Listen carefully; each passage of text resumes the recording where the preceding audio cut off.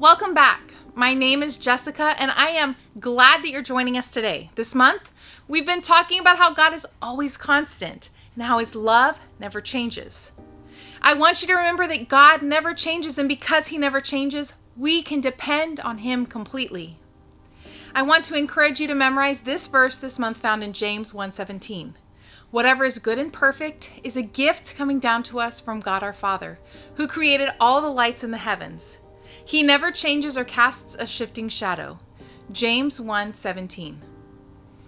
Our story today is found in Mark 4:35 through 41.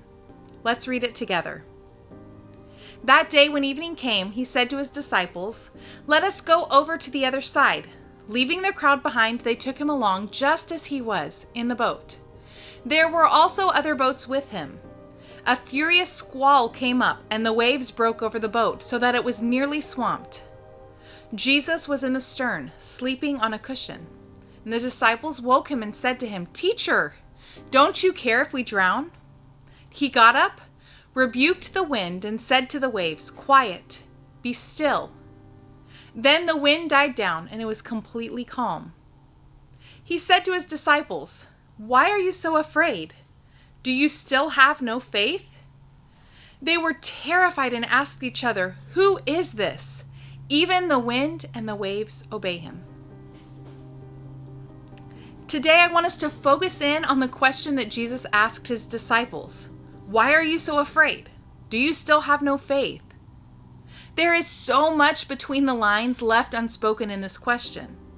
At this point, the disciples have been traveling with Jesus for some time. They've heard him teach day after day and have been learning from him. They have seen him do countless miracles for multitudes of people, including miracles that they personally experienced firsthand for themselves. They believed in Jesus enough to leave everything behind, the stability of their homes and their work, so that they could follow him. And after everything that they have experienced following Jesus, they should know that he can handle it. That God sent Jesus, the Messiah, to rescue and save his people as he promised. That God has a plan, and that plan doesn't end with Jesus drowning in a boat in a storm. So he's really asking them, don't you trust God to keep his promises?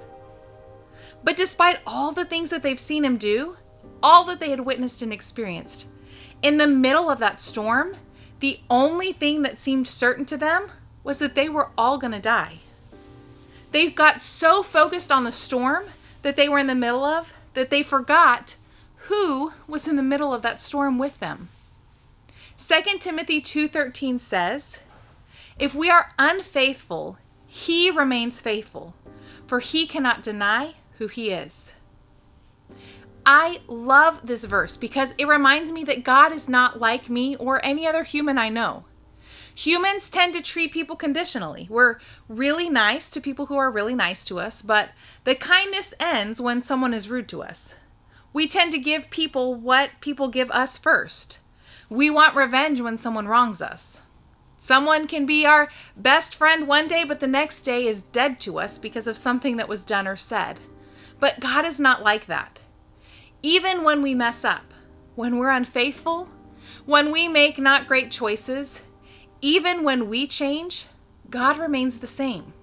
God is faithful. He is constant.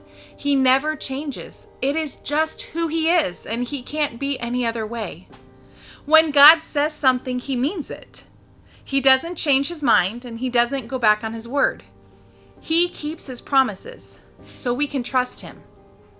So when we read about him in the Bible, when we learn about his promises, they are for us, and we can trust him to do what he says and to be the same as he has always been, no matter what.